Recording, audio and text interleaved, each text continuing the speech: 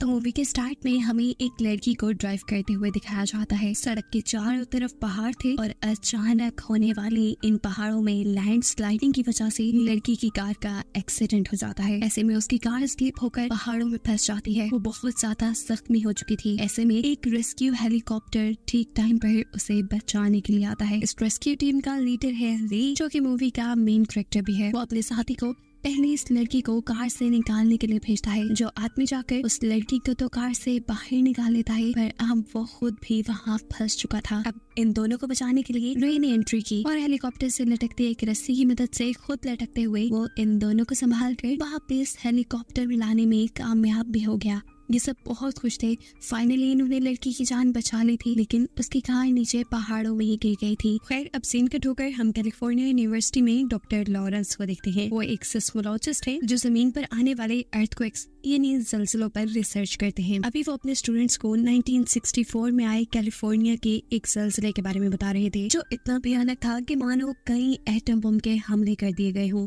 इसकी तबाही के असरात कई साल तक कैलिफोर्निया ने देखे। लॉरेंस बताते हैं कि ऐसा खतरनाक सिलसिला 150 साल में एक मर्तबा जरूर आता है। वो बताते हैं कि कैलिफोर्निया की सेंट एंड्रयूज की फोर्ट लाइन बिल्कुल जमीन की टेक्टोनिक प्लेट्स के ऊपर है, यानी कि अर्थक्वेक का खतरा इस जगह पर सबसे ज्यादा है। थोड़ी देर बाद हमें दिखाया जाता है कि जब डॉक्टर लॉरेंस अपने ऑफिस में थे, तब उनके एक कलीग उनके पास आते हैं और उन्हें बताते हैं कि अभी एक जलजला आया है। ये लोग फौरन अपना काम छोड़कर उस जलजले की शिद्दत को नापने के लिए चले जाते हैं। ये दोनों जाते हैं एक बहुत बड़े डैम के ऊपर, जहाँ से इन्हें इस अर्थक्वेक की शिद्दत को नापना था। और जब ये लोग ये काम कर रहे थे, एकदम से इनकी मीटर के ऊपर वेव्स चेंज हो जाती हैं। वेव्स का इतनी तेजी से बढ़ जाना खतरे से खाली नहीं था। इससे पहले कि लोग कुछ सोचते या करते, यहाँ एक बहुत ही भयानक जलजला आ जाता है। असल में वेव्स का बढ़ना जलजला आने की एक निशानी थी। सभी लोग अपनी जान बचाने के लिए वहाँ से भागते हैं। डॉक्टर लॉरेंस के कलीग भी अपनी जान बचाने के लिए यहाँ से भाग रहे होते हैं कि उन्हें तभी वहाँ डैम में फंसी हुई एक बच्ची नजर आ जाती है, जिसकी जान बचाते हुए वो जैसे ही आगे बढ़ते हैं तो एक और बड़ा जलजले का झटका उन्हें वहीं रोक देता है।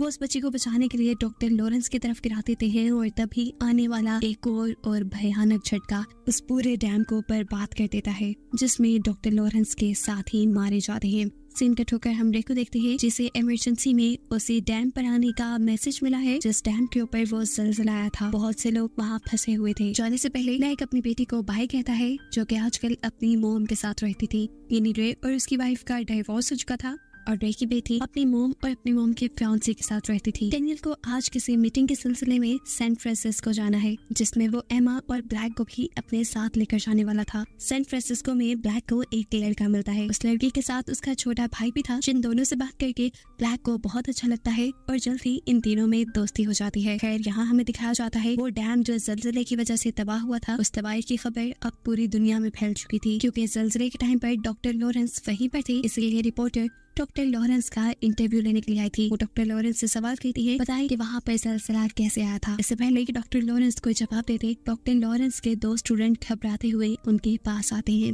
उनके पास कोई रिपोर्ट थी और जैसे ही ये रिपोर्ट डॉक्टर लॉरेंस ने देखी तो वो भी घबरा गए। उन्हें मालूम हुआ था कि सेंट एंड्रयूज के अंदर एक बहुत ही बुरा जलजला आने वाला है। ये सिलसिला इतना खतरनाक साबित होने वाला था कि वो आसपास के सभी शहरों को भी अपने लपेट में ले लेता। इस सिलसिले को आने में थोड़ा ही वक्त रह गया था, यानी इनके पास इतना वक्त भी नहीं था कि उन शहरों से लोगों को पहले ही बाहर निकाल लिया जाए।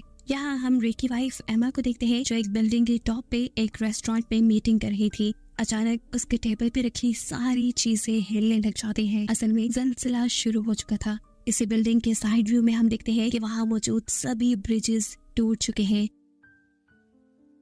ये बिल्डिंग भी अब इतनी तेजी से हिलने लगी थी कि मानो अभी टूट कर गिर जाएगी। एमा जल्दी से इस मुश्किल सिचुएशन में रे को कॉल करती है, क्योंकि वो चाहती थी कि रे उसे हर हाल में बचाने आ जाएगा। इस टाइम रे, जो कि एक रेस्क्यू ऑफिसर है, वो अभी अपने हेलीकॉप्टर में ही था। वो एमा से कहता है, तुम परेशान नहीं हो, मैं जल्द ही तुम तक पहुंचकर तुम्हें बचा लूंगा। इतने में हमें दिखाया जाता है कि वहाँ धड़ाधड़ सारी बिल्डिंग्स गिरना शुरू हो चुकी हैं। हर जगह अफरा तफरी मच चुकी है। सभी लोग अपनी जान बचाने के लिए चिल्ला रही हैं। एमा इस टाइम फौरन दोबारा बिल्डिंग के टॉप पर जाना चाहती है, क्योंकि वो जानती है वहाँ उसे रे बचाने आएगा। लेकिन जैसे ही वो स्टेयर्स का दरवाजा खोलती है तो उसे पता चलता है कि बिल्डिंग का दूसरा हिस्सा पूरी तरह तबाह हो चुका है और लोग अपनी जान बचाने के लिए वहाँ लटके हुए हैं। सिर्फ यही नहीं, ऊपर से लोग ऐसे नीचे गिर रहे थे जैसे कोई इंसानी पुतले नीचे गिर रही हो। यहाँ एमा किसी दूसरे रास्ते से बिल्डिंग की टॉप पर तो पहुंच जाती है, लेकिन सिलसिले का आने वाला एक और झटका इस टॉप को भी हिला देता है और इससे पहले कि एमा इसमें दबकर मारी जाती, यहाँ पर रे पहुंच जाता है।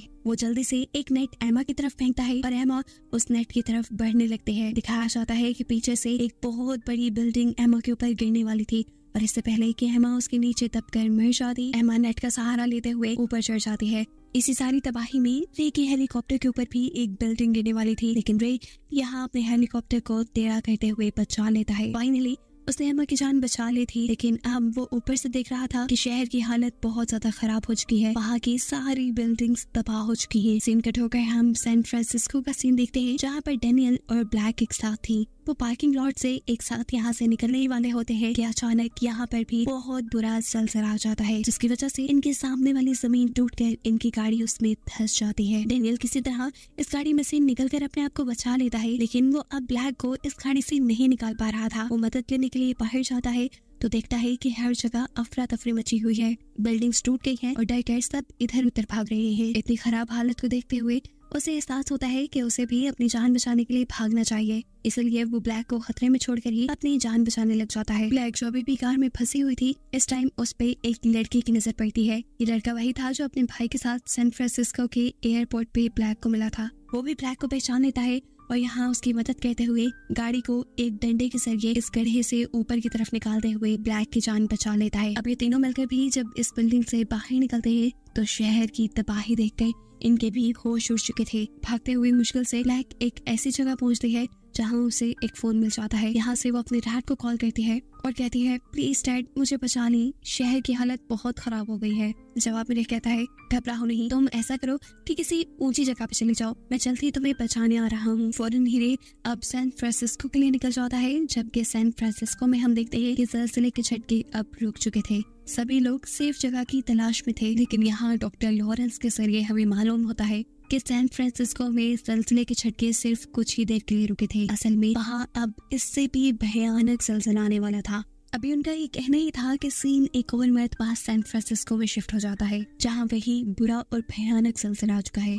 एक ही झटके ने बिल्डिंग्स को ऐसे गिराया जैसे वो रेत की बनी हो। सभी लोग अपनी जान बचाने के लिए यहाँ दीवारों के साथ चिपक कर खड़े हो जाते हैं। इस टाइम पे यहाँ डेनियल भी था, एमा का फियांसी, जो लोगों को जब दीवार से चिपका हुआ दिखता है तो एक आदमी को वहाँ से खींच के गिराकर खुद वहाँ खड़ा हो जाता है। हवा के अंदर रे और एमा जो कि हेलीकॉप्टर में थे, एकदम से हेलीकॉप्टर का फ्यूल खत्म होने पर उनका हेलीकॉप्टर भी एक मॉल के अंदर क्रैश हो जाता है, लेकिन यहाँ उनकी अच्छी किस्मत कि दोनों की जान बच गई थी।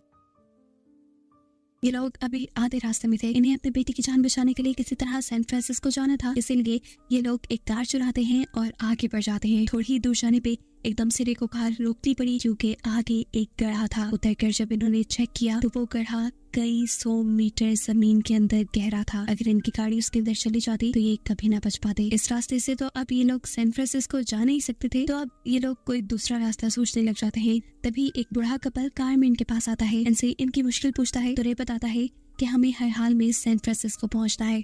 मालूम होता है कि बूढ़ा आदमी एक पायलट था और उसके पास अपना प्राइवेट प्लेन भी था, जिसे वो रे को दे देता है ताकि वो लोगों की जान बचा सके। रे इस प्लेन में बैठकर अब सैन फ्रांसिस्को के लिए निकल जाता है। फाइनली ये लोग सैन फ्रांसिस्को तो पहुंच जाते हैं, लेकिन रे देखता है कि एयरपोर्ट पे प्लेन को रेंट करने की कोई जगह ही नहीं रही, इसलिए वो एमा को लेकर चलते प्लेन से नीचे की तरफ कूद जाता है। नीचे स्टेडियम था। अब वो यहीं से अपनी बेटी को कांटेक्ट करता है और कहता है, ब्लैक तुम्हें स्टेडियम की तरफ आना होगा। लेकिन ब्लैक स्टेडियम की तरफ नहीं आ सकती थी क्योंकि स्टेडियम शहर के दूसरे कोने में था और वो दूसरे जो भी करना था अब रे को ही करना था। बाहर जाकर वो करीब ही समुद्र को देखता है और उसे आइडिया आता है कि वो समुद्र के रास्ते से भी ब्लैक तक पहुंच सकता है। ये लोग तेजी से आगे बढ़ रहे थे कि अचानक इन्हें नजर आता है कि बादल बहुत तेजी से नीचे की तरफ आ रहे हैं, लेकिन करीब जाकर पता चलता है कि ये बादल नहीं थे बल्कि सुनामी था, समुद्र में आने वाला तूफान, जिसकी बहुत बड़ी सी लहर बहुत सारी बोट्स को अपने लपेट में ले चुकी थी। लेकिन रे जो कि एक रेस्क्यू ऑफिसर था, उसे ये सिचुएशन अच्छे से हैंडल करना आती थी। वो अपनी बोट की स्पीड फुल कर लेता है और इस लहर के ऊपर से गुजर जाता है। लेकिन यहाँ भी मुसीबतें कम नहीं हुई, क्योंकि उन्हें नजर आया कि एक बहुत बड़ी सी शिप उनकी बोट को नुकसान पहुंचाने वाली थी।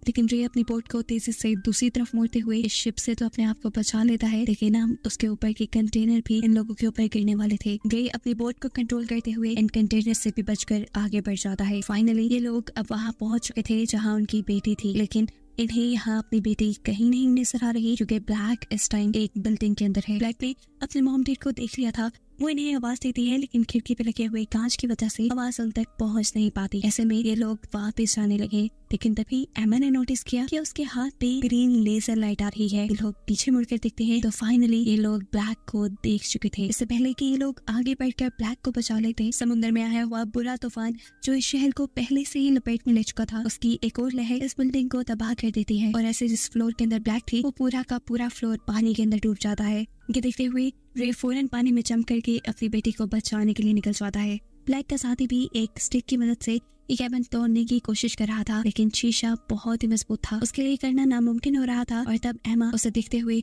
उसे साइड पे होने का इशारा करती है, क्योंकि अब वो अपनी बोट के जरिए तेजी से उस शीशे को तोड़ देती है। यहाँ हम देखते हैं कि रे भी अपनी बेटी को बचा चुका था, वो भी अपनी बेटी को पानी से बाहर इस बोट के ऊपर ले आता है, लेकिन ब्लैक इस टाइम बेहोश थी। रे उसे होश में लाने की कोशिश कर रहा था, जबकि एमा अपनी बोट के जरिए यहाँ से निकलने की कोशिश में थी, क्योंकि तूफान धड़ाधड़ बिल्डिंग्स को तोड़ रहा था। अब एमा जिस रास्ते से बोट को निकालने लगी थी उसके ऊपर वाली पूरी बिल्डिंग भी टूटने ही वाली थी। इससे पहले कि बिल्डिंग टूटती, एमा फुल स्पीड करके अपनी बोट बाहर निकाल लेते हैं और यहाँ पे जो अपनी बेटी को बचाने की कोशिश में था वो दिखता है कि ब्लैक को भी होश आ चुका है। उसके होश में आने के बाद ये सब लोग यहाँ से निकल जाते हैं। कुछ देर बाद दिखाया जाता है कि ये भयानक जलजिला भी रुक चुका था। समुद्र में तूफान भी इसी जलजिले की वजह से आया था और अब वो भी रुक चुका है। ये पूरा शहर तबाह हो गया है और यहाँ रेस्क्यू टीम्स लोगों को बचाने के लिए आ चुकी हैं। रे ने अपनी पूरी फैमिली के साथ साथ ब्लैक की दोस्त बेन और उसके भाई को भी बचा लिया था और इन्होंने अब फैसला किया था कि बेन भी अब उनके साथ ही रहने वाला है, क्योंकि उसके पेरेंट्स सही थे और यहाँ ब्लैक भी उसे पसंद करने लगी थी। इन लोगों को सेफ और एक साथ दिखाते हुए ये कहानी यहाँ खत्म हो जाती है।